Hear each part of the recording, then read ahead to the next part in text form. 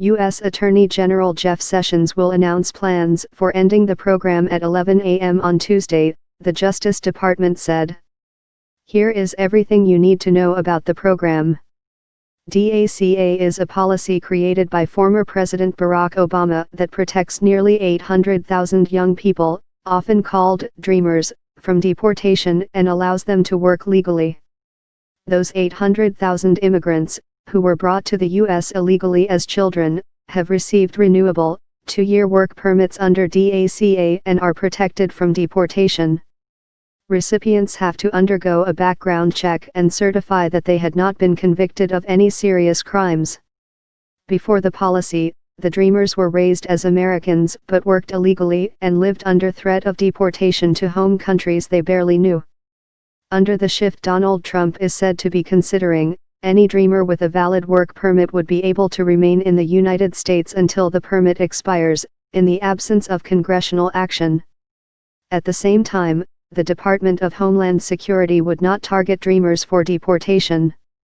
Dreamers are a fraction of the estimated 11 million illegal immigrants in the United States, most of them Hispanic. Mr. Trump as a candidate promised to deport all of them, but many Americans have rallied to support the young adults, who have spent large parts of their lives in the United States. Congressman Steve King, an Iowa Republican who believes that DACA is unconstitutional, warned that pushing the decision to Congress would be a big mistake. That would cause a great big civil war among the Republicans, he said last week. We've got enough of never-Trumpers in Congress that are undermining the president's agenda. Ending DACA now gives chance to restore rule of law. Delaying so our leadership can push amnesty is Republican suicide, he added on Twitter late Sunday night. Groups that support stricter immigration enforcement say that eliminating the program would bring benefits. The end of DACA would result in much welcomed job openings for American college graduates and other American workers who are either unemployed or underemployed and feel completely locked out of the workforce and blocked from achieving their American dream, said Dave Ray, Communications Director for the Federation for American Immigration Reform, which favors reduced immigration. Attorneys general in 10 states threatened a legal challenge if the program continued beyond September 5, creating a political deadline for Mr. Trump to make a decision on DACA. Legislation to legalize the so-called Dreamers has been lingering in Congress for years, with a handful of bills currently pending in the House and Senate. The one that has received the most attention, introduced by Senators Lindsey Graham and Dick Durbin, would grant permanent legal status to more than 1 million young people who arrived in the United States before they turned 18, passed security checks and met other criteria, including enrolling in college, joining the military or finding jobs. They have generally cited a potential hit to the economy if the program were to end, although there is scant government data on Dreamers as a distinct economic group. Still, with the U.S. economy at close to full employment, ending DACA would bring a net loss in productivity, said Giovanni Perry, an economics professor at the University of California, Davis who studies immigration.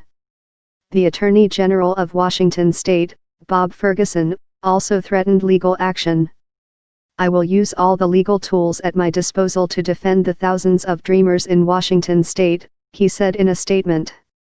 In February, he said, "We're gonna show great heart. DACA is a very, very difficult subject for me, I will tell you. To me, it's one of the most difficult subjects I have because you have these incredible kids. In many cases, not in all cases. And some of the cases, having DACA and their gang members and their drug dealers, too.